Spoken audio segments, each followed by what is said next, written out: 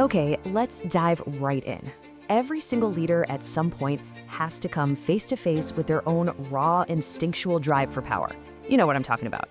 It's a powerful force for sure, but it can be pretty destructive if it's left untamed. So today, we're going to explore this really profound reflection exercise. It's designed to help any leader manage those inner instincts and actually channel them for good. It all really starts with this one central question. It's a metaphor, of course, but it's a perfect one for that untamed power living inside all of us. So what exactly is this lion? Well, the lion within is really our core instincts, that ambition, our ego, and our knee-jerk reactions. And here's the really crucial part. The goal isn't to kill the lion. I mean, that ambition is probably what got you to where you are today. The real goal is to tame it, to manage it, so it serves your leadership instead of undermining it. So how in the world do we start this taming process?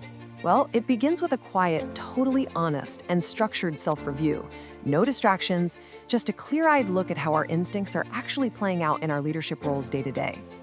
This whole self-review is built on 4 key pillars. We're going to look at how significance, property, rules, and stability show up in our actions as leaders. Let's break each one down, shall we? First up, significance. And this one is all about the ego. You gotta ask yourself honestly, do you need to be the smartest person in the room? Does your feeling of importance come from getting all the public praise? Or does it come from the quiet, collective success of your team? This pillar really forces us to confront how we're measuring our own value. Next, we've got property. Now this one is subtle, but so powerful. Do you find yourself saying, my team, my project, my idea? You see, that sense of ownership can quickly turn territorial. The untamed lion wants to defend its property at all costs, but a great leader knows that success is always shared. And that brings us to rules. Oh, this is a classic leadership test, isn't it? Are the standards you set for your team the exact same standards you hold for yourself? The lion within, well, it often believes it's the exception to the rule. But real leadership is all about consistency and integrity. It's about applying the rules to everyone, and that starts with you. And finally, let's look at stability. Where does your sense of security come from? Is it from controlling every little outcome, every tiny detail? Or does it come from actually trusting your team and empowering them to succeed on their own? You see, the lion looks for stability through dominance. A true leader finds it in the strength and independence of their people. Okay, so we've done the hard work of reflection. Awesome. But you know what? Insight without action is, well, it's just trivia.